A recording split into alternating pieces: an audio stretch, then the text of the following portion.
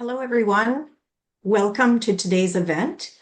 I'm Lucille Burlinghet-Saumur. I'll be your host and the moderator for today's event. I would like to welcome you all to our CAN Connect Forum, Policies and Accommodations in the Workplace. We thank you for joining the Canadian Accessibility Network at today's event. And we are also recognizing today and celebrating National Accessibility Awareness Week. When we planned this event, little did we know that we would also be competing with the King and his throne speech. So we really appreciate you making it to the event. So to start, I'm going to share a brief physical description of myself. I am in my 50s. I'm so glad I can still say I'm in my 50s. I have brown hair, which is up in a bun today. I have brown eyes, and I'm wearing a striped white and blue shirt today. I am also a person with lived experience, with invisible disabilities in the area of hearing, environmental sensitivities, as well as mental health.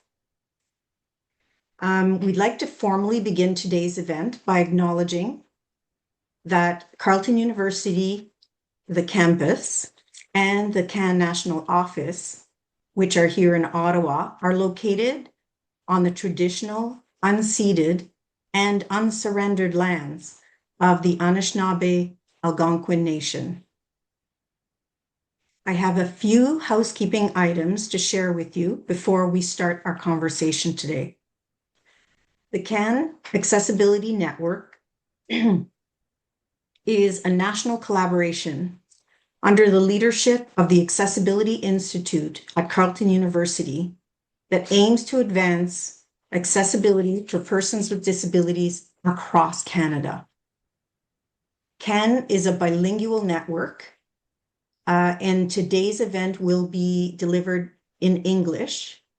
Toutefois, la traduction automatisée en français est disponible pour ceux d'entre vous qui souhaitez suivre l'événement en français.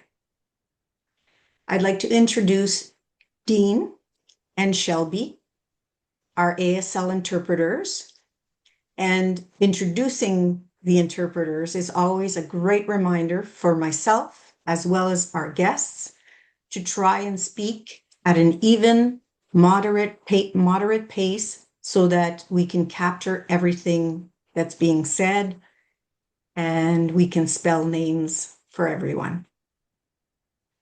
Any attendees who indicated they required ASL when registering for the event have been given multi-pin privileges, so you can pin each of the ASL interpreters' videos. Pinning highlights their videos on your individual screens. We'll also be spotlighting our interpreters' videos throughout the event today as well, and we'll also do our best to ensure that the active interpreters are always on screen. Live captioning is being provided throughout the event. English captions will be available through Zoom. You can enable subtitles within Zoom by clicking on the up arrow next to the CC button at the bottom of your screen. You can also view a full transcript of the event in either English or French via external links we provide in the chat. These will open the transcripts in a new browser window for you. If you cannot see the captions or encounter any technical issues, please put a comment in the chat and a member of our event team will do their best to help you. For any attendees who are joining us over the phone, the controls you can use to interact with us during the meeting are *6 to mute and unmute yourself, and *9 to raise and lower your hand. And our last housekeeping note are for those who use screen readers or voiceover supports. We've been made aware that commentary and activity in the chat can be distracting and take away from the speakers. It's for that reason that we've adjusted our chat settings today. You'll only be able to chat with the event support staff who will be monitoring the chat and keeping an eye out for any questions that you have. We thank you for understanding this. All right, well, now let's move along to our panelist introductions for today's extremely important discussion. I would first like to welcome our panelists. Thank you for sharing your time, your energy, your expertise, and your responses today. We're really looking forward to the conversation. I'll introduce each of you and then invite you to share a few words about yourselves. Our first panelist is Erin Murray. Erin is a policy advisor at Environment and Climate Change Canada and a member of the Federal Forum of Speakers with Lived Experiences. Erin, we're so pleased to have you here today. I'll now invite you to say a few words about yourself. Thank you so much, Lucille. So for anyone attending today, I'm going to give a brief description. I am a white female with hazel eyes, reddish brown hair, and I am in my late 20s. I'm wearing a white shirt and my reliable meeting headphones today. And some of my layers are an intersect of neurodivergence, invisible disability, lover of mountains, lover of words and poetry, and I'm so delighted to be here today to share some experiences and my lived experience alongside that. Thank you. Thank you very much, Erin. I will now welcome our second panelist, Pina Dintino. Pina is the principal owner of Aquam Global Access, Inc., an accessibility consultant, and a speaker, as well as co-lead of the CAN Education and Training Community of Practice. Pina, please tell us a little bit about yourself. Hello, everyone, and thank you, Lucille, for your nice introduction. So, yes, my name is Pina Dintino. I have been doing accessibility for over 20 years. People will often say, okay, how do you introduce yourself? As a person who is visually impaired, sometimes I don't even know what I'm wearing or what colors I'm wearing, but I'll try this morning. So, a female with medium length, medium brown colored hair, about shoulder length, and I'm wearing a gray top covered with a black sweater overall. So that's a little bit of what I look like. My passion, is really about helping people, and I love the intergeneration connections that people have. So I love spending time with my children, my grandchildren, nieces and nephews, and just kind of, and my elderly parents, and tell stories and share those stories amongst ourselves to kind of keep the memories alive and learn from each other. That's what I love to do most. Thank you. Thank you very much, Pina. Always a pleasure. Thank you. And finally, I would like to welcome Maureen Hahn. Maureen is President and CEO of the Canadian Council on Rehabilitation and Work. Maureen is a very active member of CAN, and since the network started in 2019. Go ahead, Maureen. Great. Thanks, Lucille. Wonderful to be here with such amazing fellow panelists, I must say. My name is Maureen Hahn, as I've been introduced, and a little bit about me. I am a woman in my 50s as well. I have medium length brown hair, red glasses, a red scarf on. I have I've been involved in disability my entire life, in various forms, lived experience through episodic disabilities. My children have disabilities. My parents, like Pina's parents, are elderly now, and so That's a whole new area of age and disability.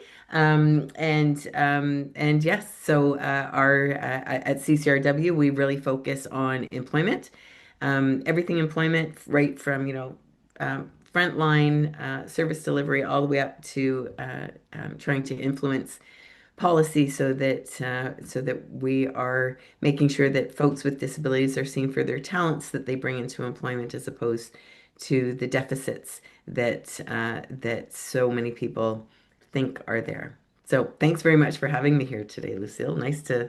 Looking forward to the conversation. So thank you so much, Maureen, for that introduction.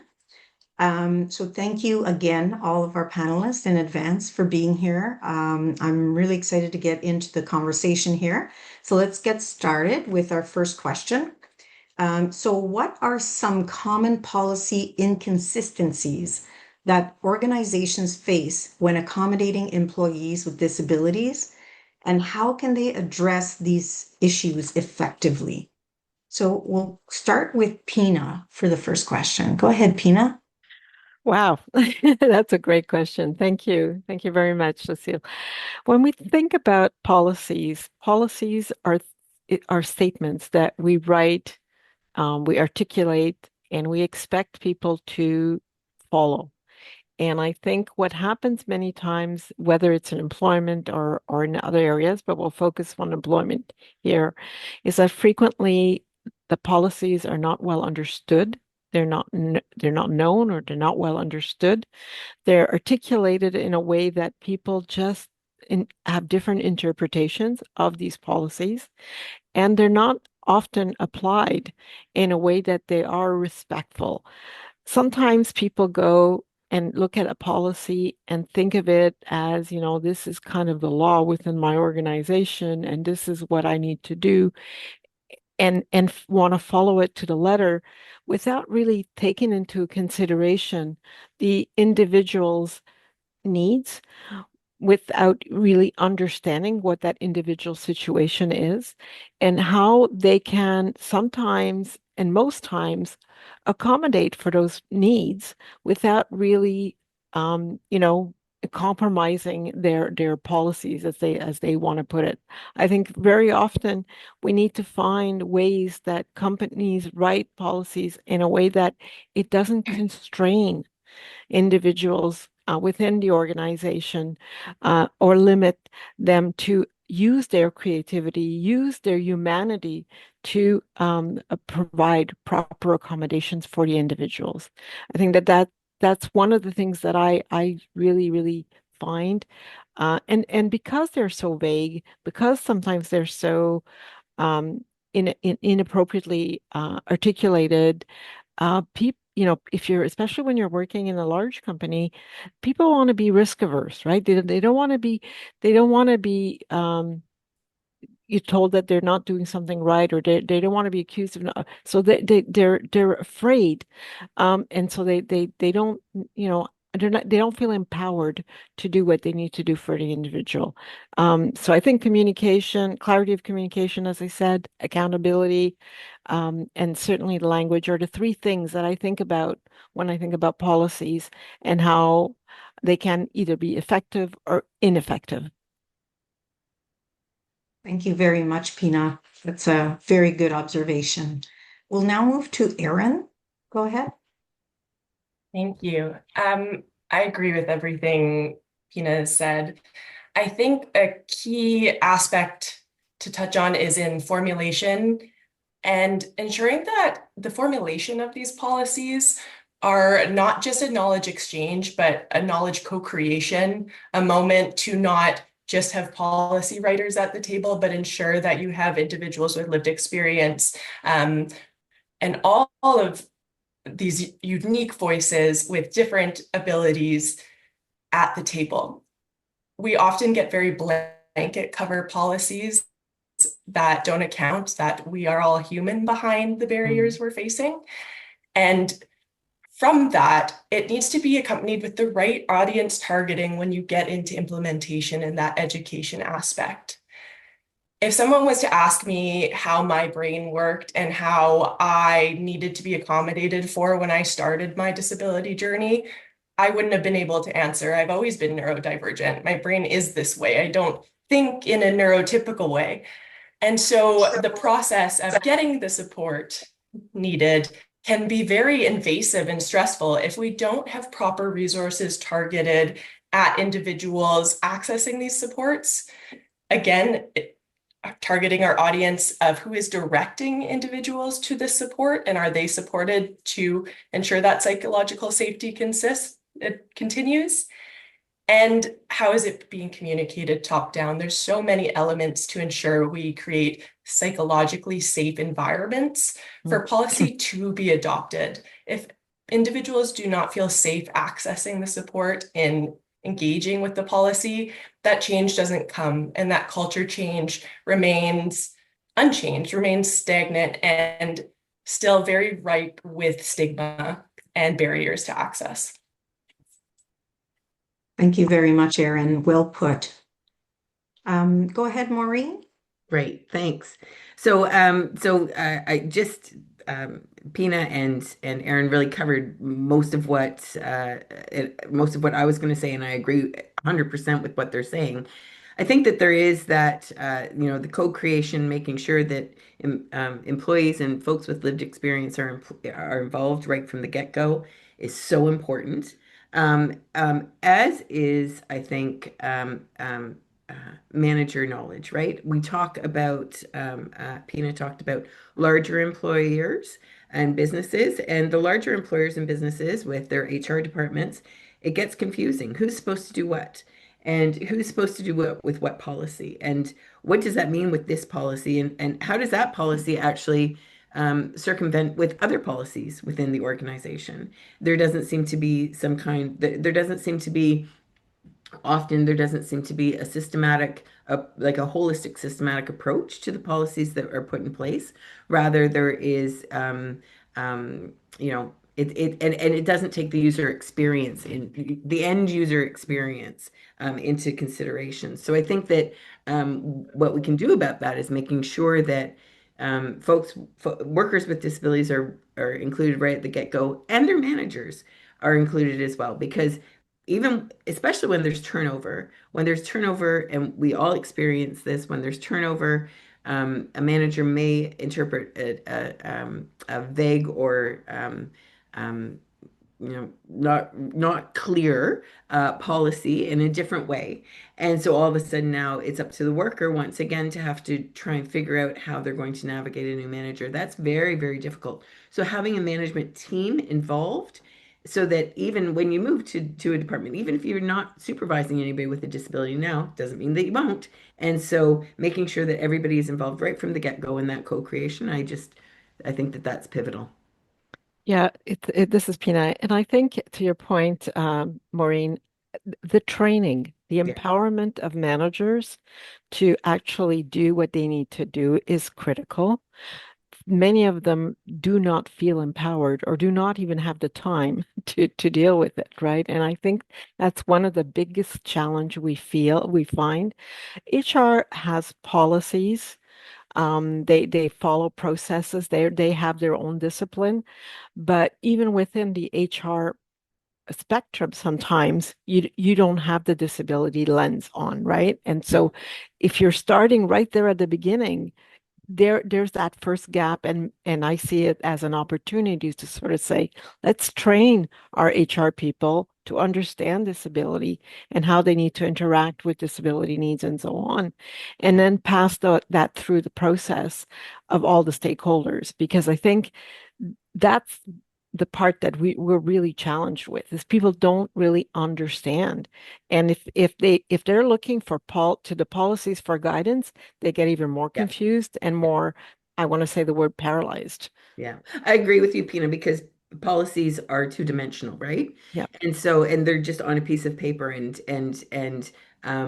so really understanding that one size doesn't fit all, and that we're treating employees and workers with disabilities as individuals. Mhm. And just because, you know, Pina, you talked earlier about your vision loss. Well, your vision loss will be very different than somebody else's. And what the barriers that you face for employment will be different than the barriers that I face, the barriers that Erin faces. And so Okay. that one brush for all really gets problematic. And Mhm. maybe later on we can talk a little.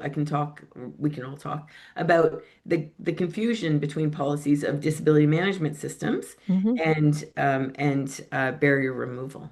Thank you. Thank you all for those answers. I heard a lot of really great stuff there.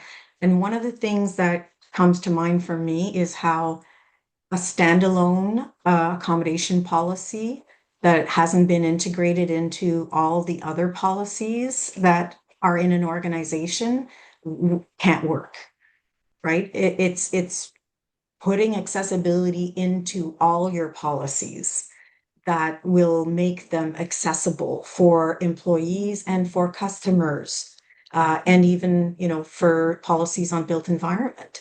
That's what's going to build accessibility within an organization, not necessarily a standalone accessibility policy. So when it comes to policies, it's that integration of all the different pieces that really can start to make a difference. So thank you all for your wonderful answers. That was great. We'll move on to our second question.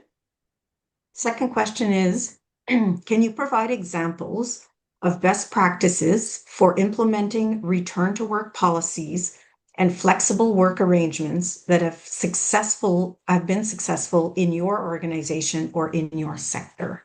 And so this time, if start with Erin. Absolutely. It's a wonderful question. And I'm going to share a lived experience case study. When I returned from being on leave due to chronic burnout and a lot of chronic mental health concerns, I engaged in the Government of Canada's process of building an accessibility passport. And what this foundational piece was learning how to explain my disability as an interaction with my environment. And the best part of that process was the one-on-one support I was given, sitting down for many hours with an occupational therapist who works for Environment and Climate Change Canada, and walking me and subsequently my manager through what are the abilities that are being impacted in my work environment and what are the barriers that cause that ability to be impacted. Simply, I was provided a formula and support to do the formula, and the formula being disability equals ability plus barrier minus solution. For me, that allowed me to really focus in on those affected abilities, whether that be my emotional abilities, whether that be cognitive abilities, my memory, my focus time, all the way through different motor or sensory abilities that were impacted by my workspace. This one-on-one interaction was crucial to changing how I engaged with my own disability and what I had perceived as a really negative quality for a long time, because it shifted it to how can I be my most successful in the workplace? And it's made a critical difference to my overall mental well-being to have that. And it opened a lot of conversations with my manager. And the most crucial thing that I've learned and would recommend in my process is building those conversations with your manager into any sort of performance management cycle or evaluation when you're reviewing your year. It helped me show up to say, in order to do this job to the best of my abilities, here are some of my needs that I need met. Here is how I like to be tasked and communicated with, for example. But having that setting to discuss it also allows you to start talking about your boundaries, and it starts to allow that open trust to flow between manager and employee to say, oh, you have a communication need. I, as a manager, also have a communication need. How do we have a conversation to ensure both needs are met? And that seems very simple, but it was groundbreaking for me to have that kind of trust and safe space to have even that dialogue. And that was really facilitated through the process and through really clear differentiation of roles and responsibilities and supports that went to me as an individual, to my manager, and to my broader team. So we all learned how to work together. And now it's become a very commonplace activity for one of us to run a session during the week on mental health, on accessibility, on things that we're passionate about from the user experience. And it's really changed the overall culture of my individual team as well. So that's been a really positive process to go through and to see available. Thank you very much, Erin. Let's go to Maureen. That's a great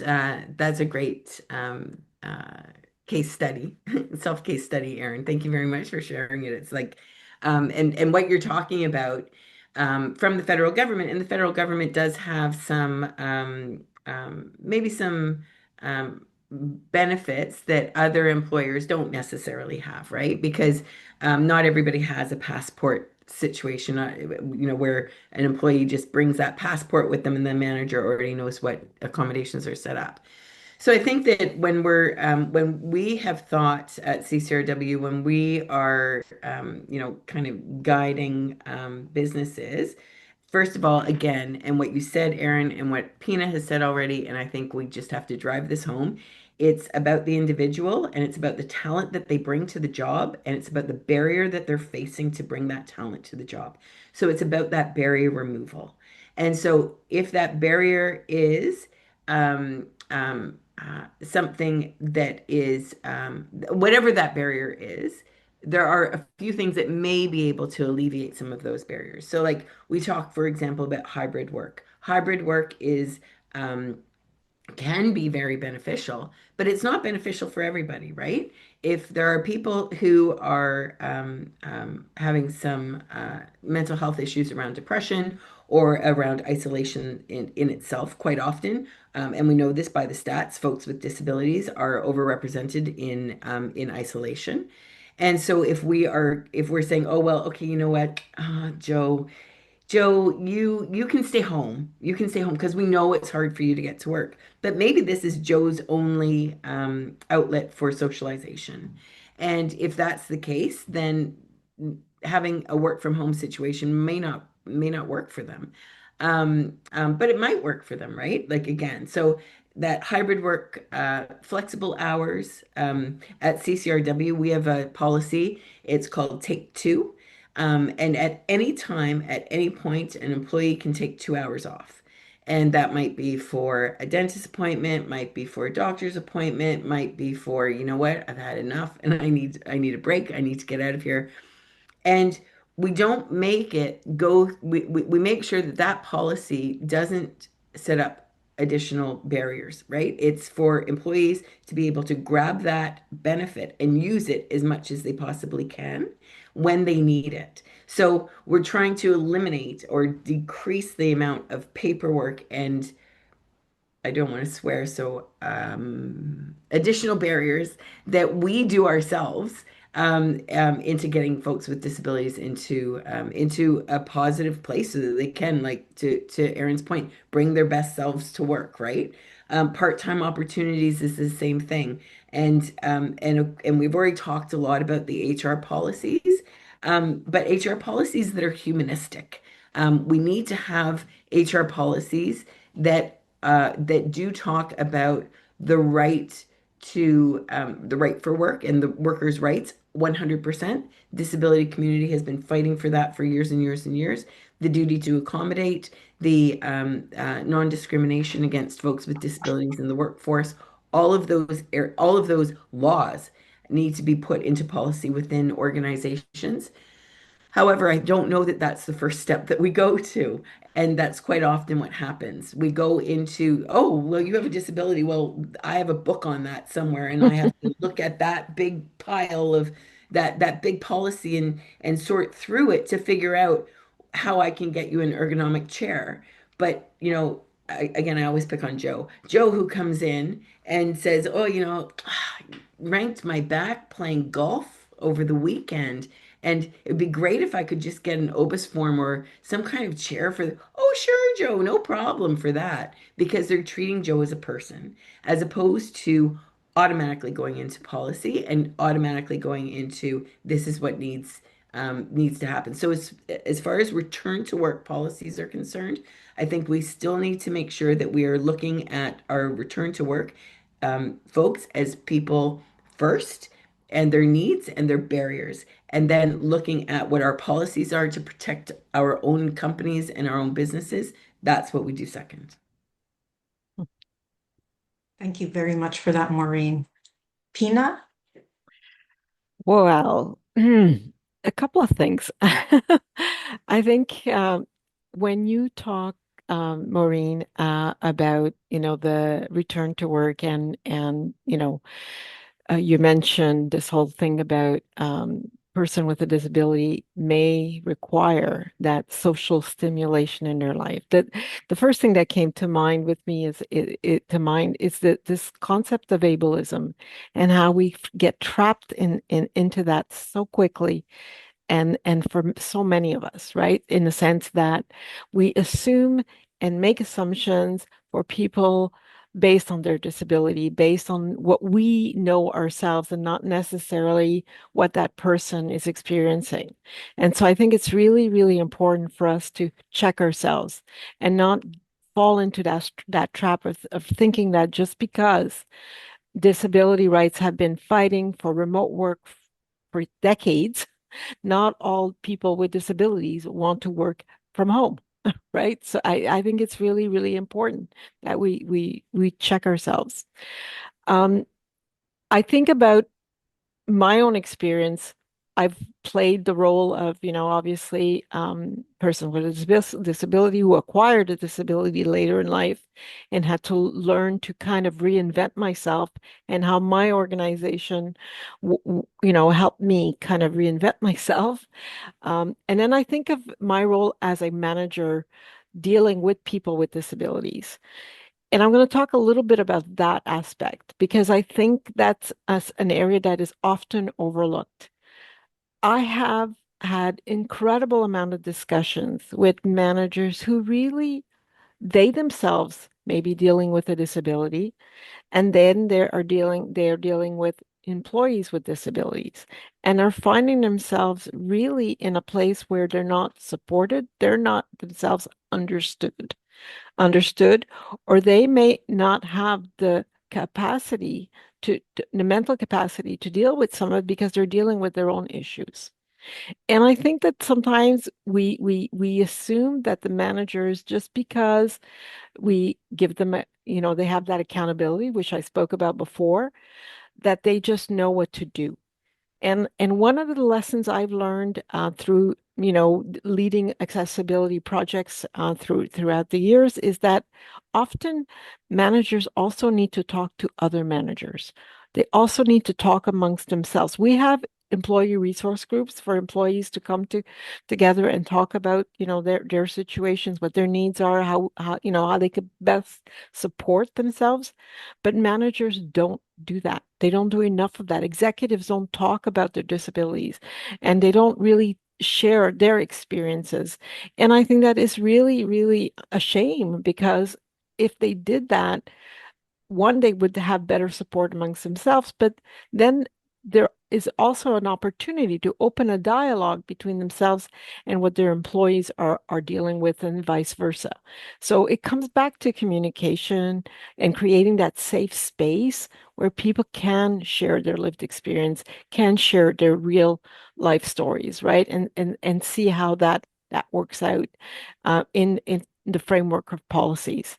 I just feel like from I've had, like I said, because I've played different roles in this thing, um, I feel like we just need to understand different stories and how people view and live disabilities differently. Um, Another example that I came across was, working with some of our Indigenous people and learning that in Indigenous communities, disability, the word disability doesn't even exist per se. They don't use that term. They're really focused on abilities and they're really focused on how the community can support each other. And so to me, these are where imperative, very important lessons that I've learned and that I use myself when I speak to organizations. Mm. Thank you. Thank you, Pina. Thank you very much for that. I'm hearing some really important words out here. People first, support, power, or lack of power felt by employees and or managers that are trying to deal with this. So I really appreciate your answers. We're going to go to question number 3 now. What legal considerations should organizations keep in mind when developing and implementing accommodations and flexible work policies for employees with disabilities? So let's start with Maureen this time. Thanks. So I think that it's really important here, and I think we've already talked a lot about this, is that there is the intent of the law, and then there is the law, and we need to be acting as if there is no law, right? We have to be acting as if all folks that are working for us bring talent to the workplace and that we are going to help them bring their best selves to work. So the legal considerations, while they are very, very important, we almost have to act as if they're not there. We have to make sure that because it needs the legal the laws that are passed are the floor. And quite often, what we find is businesses treat the laws as the ceiling. So that's the most that they have to do, as opposed to the least that they have to do. So while I think that we need to be paying attention to, the provincial standards, the provincial laws for accessibilities, we need to be paying attention to the federal laws. We need to be paying attention to anti-discrimination legislation and the EEA, the Employment Equity Act.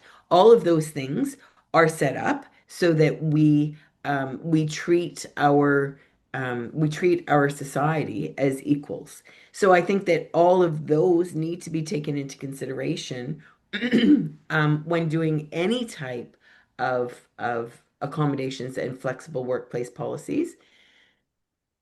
However, I'm going to repeat what I said before, and that is that if we jump immediately to the laws and we jump immediately, especially when we're talking about disability and we're talking about accommodation laws, we miss it. We miss the person who is sitting in front of us because we get mired into the laws and the legalities. So when we're talking about an individual accommodation, having that conversation, having that open discussion, especially if it, and I mean, the whole time we've been talking today, we talk as if it's been a disclosed disability, right? So if it is a disclosed disability and talking about what it is, to Erin's beautiful story earlier, she said, "This is what I need. Let's review this every year." And that type of an approach. Makes businesses stand out. And that is what businesses are going to need going forward, because if they're only relying on the legalities of things, that they're not going to make it. Thank you very much for that, Maureen. Well said. Pina, we'll go to you. I'm going to agree with Maureen and also add to the fact that while we have regulations and laws, these are tools.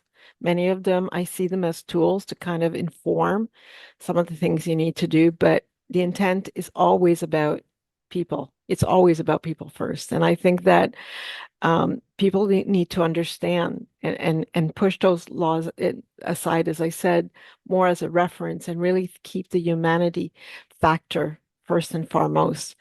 I mean, the laws themselves, if you think about and you read the laws themselves, the intent is pretty common across. If I read the UNCRPD, if I read the AODA, if I read the Accessible Canada Act, in reality, they're all talking about the same thing. And the same thing is to, identify those barriers, remove those barriers, and ensure that you're not introducing new barriers. I mean, that's the common language across all of them. So I think it should not be that difficult. When it comes to the employee, the accommodation and the duty to accommodate, that becomes a little bit more nebulous because, this is where, people are kind of saying, when do I take action if somebody refuses me the accommodation? In reality, the refusal of accommodation should not be an option unless it's really, really going to bring somebody on our organization to break. But I think we also have to understand, I think there's a need, in my opinion, for both sides to better understand their rights and the law. Because I think a lot of people with disabilities don't understand their rights and don't understand what it is they can do or ask for. Erin said something earlier that sort of prompted me to say, you can demand an accommodation. You can ask, you can demand an accommodation because that is the law. If I need an accommodation, I can ask for that accommodation and I can expect that, something or someone's going to respond to my need. How they're going to respond to my need, that's where the tools and come in and kind of say, here's the process, here's how you do it. But again, even to Maureen's point, you want to keep those processes very simple and easy and human centric. You want to have those conversations to understand how you're going to apply those accommodations. So I just think that, it's a bit of a runaround, but I think that if you see the rules, the regulations as tools more so and guidance rather than actually the things that I need to do, I think you're going to be in a much, much better and safer space as someone who is trying to attract good talent in your organization, retain that good talent long term, and provide the opportunity for that individual to grow, not just to stagger in a single position, but to really grow within themselves and the organization. Ina, that was beautiful. Thank you very much. Erin, go ahead. Wonderful points being made. I'm rapidly typing because you've sparked so many thoughts. But to start with, coming back to Maureen's point here about that ceiling versus floor, that legality and legal considerations, they are the floor, and we do treat them as the ceiling. But if you think of it as what legal considerations I wish I had been aware of, I didn't know what my rights were. And I shared a positive story, but I did not start there. I started with decades of therapy, learning what my needs were. And a lot of people don't have the privilege of having attended that sort of session and had that support. And at the same time, I faced discrimination and I left a previously very toxic organization that I had rights that were violated and I didn't know. And I think it's unfortunate, but incredibly important to understand how to protect yourself in those scenarios. And for me, that floor is a protection. I know I am grounded in this right. But as I move forward, we need to bring in that varying ways to build capacity of what it means to be an inclusive and diverse and safe organization. And I want to tie another point I heard about capacity on both ends of individuals and management. The importance of peer support communities shouldn't ever be under displaced because it allows for organic need exploration. And something we don't talk about when we get into check marks of policy and law is there's a lot of inner development and skill-based work that is crucial for the success of a more holistic, less siloed decision-making process overall. At its core, it's our relationship to self, our cognitive skills, our ability to relate to the world around us and collaborate and enable change. And that comes from having places you feel safe to explore what those needs are when you haven't had experiences like mine where I've been in therapy for a really long time. So all to say, it's the intersections of how accessibility play in all of our work. In my desk job, I'm working to intersect climate and nature across all federal decision making. That does not come without huge considerations of accessibility and diversity and inclusion, and ensuring that decisions made as a whole for what our future looks like, whether that be through infrastructure development, whether that's HR and employee retention, whether that is corrections and development of social programs, and so much hinges on knowing there are diverse values across all of individuals in our country and in our world. And we cannot make siloed decisions for one topic anymore. Decisions need to be made considering such a wealth of mosaic of pieces of people and what we bring. So Erin, I wanted to add to that simply to say that thank you for bringing that lens into the conversation, because too often when we think about policies, when we think about accessibility, we think about employment, we think about digital policies, we think about physical spaces, and so on and so forth. But we don't think about the package. We don't think about it holistically, as you mentioned, and how these changes can actually have a greater impact. You know, if you're working and you're in a well accommodated, you're productive, you know, you're going to go out there and enjoy a, b- a higher degree of social living, right? As others, you'll be able to support your family. There's so many different aspects of it that it touches, right? And the same happens if you're having a negative experience, right? And you take that out into the world. You're not going to go to the movies, and you're not going to go, you know, and do other things that may actually reflect on economy or entertainment or whatnot. And I think often we look at these things in silos and not think about what the holistic impact of those policies can be, and how the outcome affects the person holistically. Thank you, Pina. That was, I wish we could talk about this all day, quite honestly.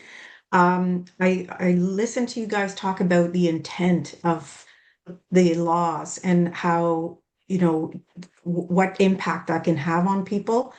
I also want to just point out the spirit of the law, right? So there's the intent and then there's the spirit. It's that spirit of compassion, of giving people equal opportunities.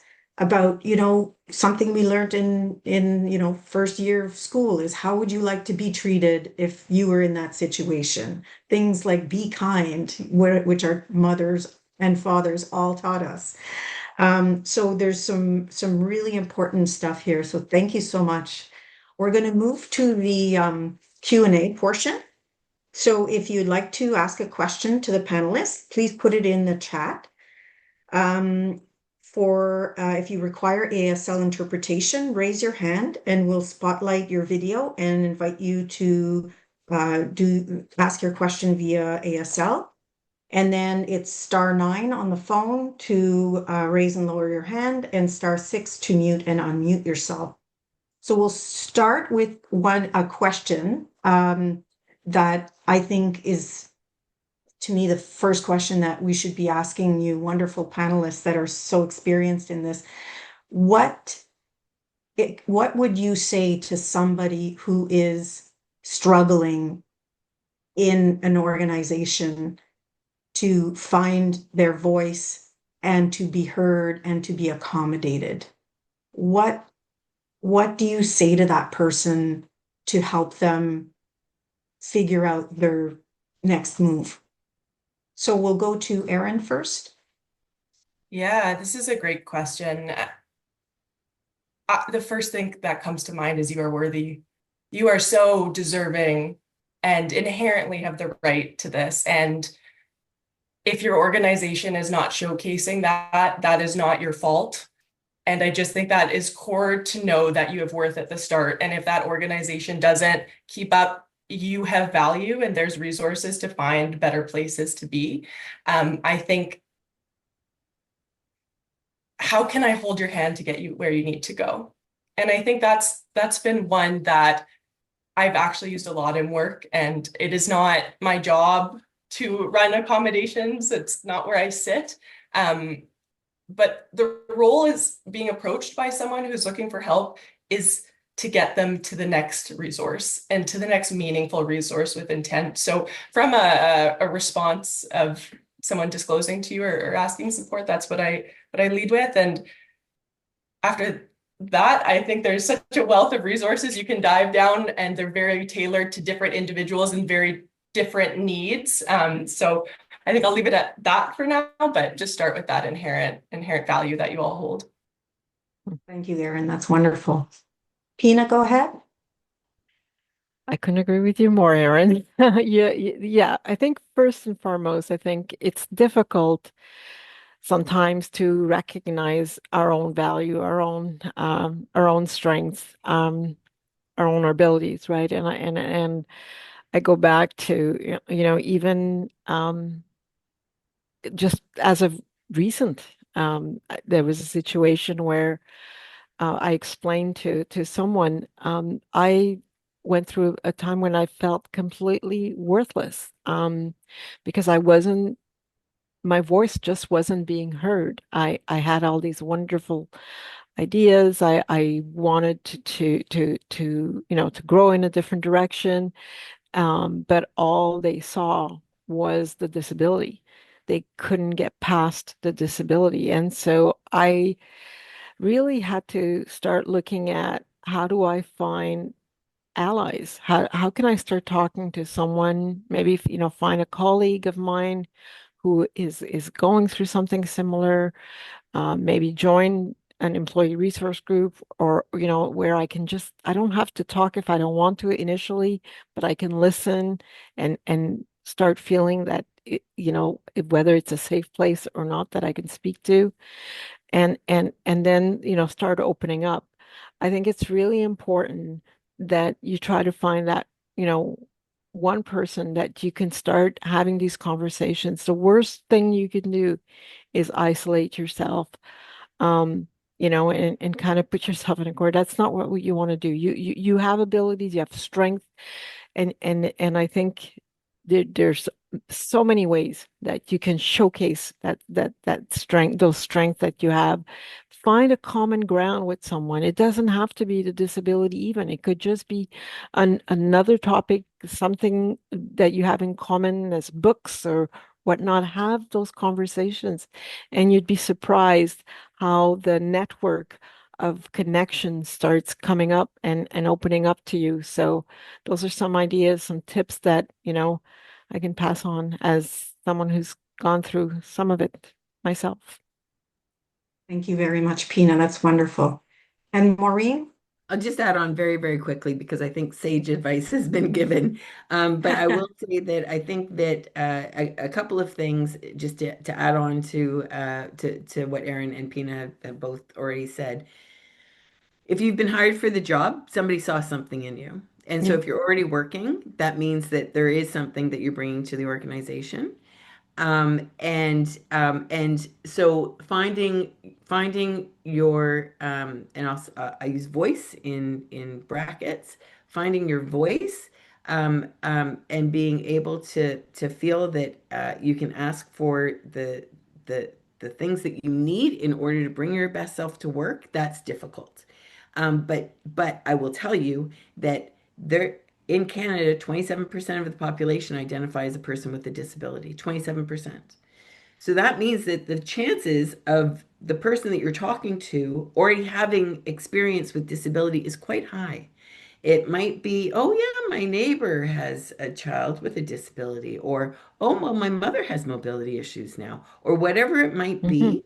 But it is as long as we remember that we are people that are going up to to talk to other people about what it is that we need for our work, right?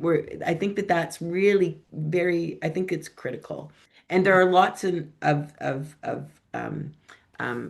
supports out there as well. Yeah. There are like I'm not here to I'm not here to shout out CCRW, but we've got tons and tons and tons and tons of supports around asking for accommodations at work. Just you can Google it, go online. We've got tons and tons of free stuff right there on our website, and we've got lots of links that will bring you other places as well. And I think some people, some employees, particularly in large organizations, tend to stay away from their EAP programs, employee assistance programs. They do exist, and there are also a very good resource to start sometimes a conversation to kind of guide you through some of the process, and allow you to open up. So not always the right answer for everyone, but they are there as well. Thank you, Pina. I'm glad you said that because they haven't always had the best reputation, but I'm really glad to hear someone with a disability say that they're getting better and they're there to help. So that's amazing. Unfortunately, I could go on all day here, but I've been told I have to wrap it up. So hopefully, Can will maybe host a whole event, like a whole day event on something like this, because I can't think of any accessibility barrier or issue that is more important to talk about than this, to be honest with you. Just how much it affects people and their lives is just amazing. So thank you everyone for your participation, your comments, your questions. Before we end today, the CAN National Office would like to sincerely thank all of your panelists for the time, your openness, your ability to share your personal views. We really appreciate that, as well as professional, uh, you know, information that people can use. It was super informative, gives all of us something to think about, and hopefully will also help people move on to the next step of what they're going through. We also will be sharing a link to this event. There'll be a feedback form in the chat. Please take a moment to fill out your responses and help CAN create other Connect forums like we have had today. So thank you all today for having attended. If you have any questions or want information about getting involved in CAN, please do not hesitate to contact the national office at can@carleton.ca. This email has also been shared within the chat. The next CAN Connect Forum will take place in the fall. Keep an eye out in your inboxes for the event. And I want to thank you all and have a great rest of your week for National Accessibility Awareness Week. Thank you.